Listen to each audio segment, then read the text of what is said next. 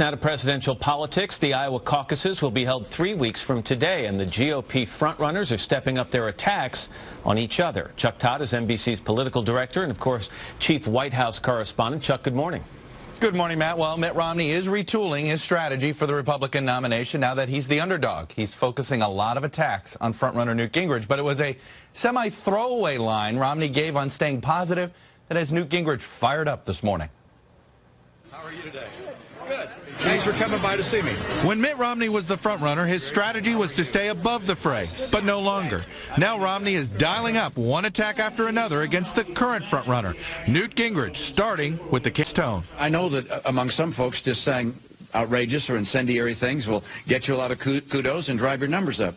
But it's not going to win us the White House. He also hit Gingrich for not supporting popular conservative Congressman Paul Ryan's Medicare reform plan. Speaker Gingrich said that the Ryan plan, which was an entitlement reform plan, was right-wing social engineering.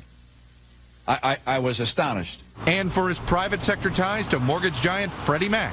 I think a fair question is asked, why did he profit as Freddie Mac failed? It was that attack which compelled Gingrich, whose consulting firm made over $1.5 million in Freddie Mac fees, to give it right back to Romney.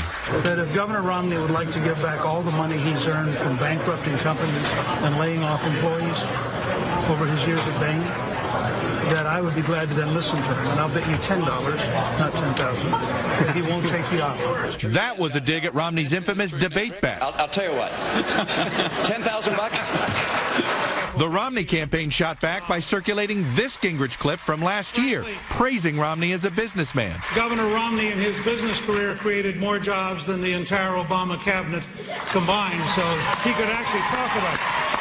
Despite the attacks, Romney did pledge not to get too tough on Gingrich. And so I'm not going to say outrageous things that can be used to hang them down the road. Gingrich, under assault, picked up on the sentiment. And I appreciate Governor Romney taking that position, and I agree with him. Meanwhile, Gingrich, who is on his third marriage, agreed to a social conservative group's pledge asking candidates to uphold the institution of marriage through my personal fidelity to my spouse and affirming marriage as only between one man and one woman. Romney reiterated his stance against gay marriage in a terse exchange with a Vietnam veteran. You do not believe that everyone is entitled to their constitutional rights? No, actually, and I think at the time the Constitution was written, it was pretty clear that marriage is between a man and a woman, and I know the Supreme Court has changed that. Well, in this Gingrich pledge on staying positive, he also says he'll ask any super PAC that supports his candidacy to take down any negative ads. The motivation for that? Romney's super PAC is up with over $2 million in negative ads on Gingrich already in Iowa. Bottom line, Matt, this kumbaya idea, it's not going to last. All right, Chuck Todd in Washington. Chuck, thank you very much.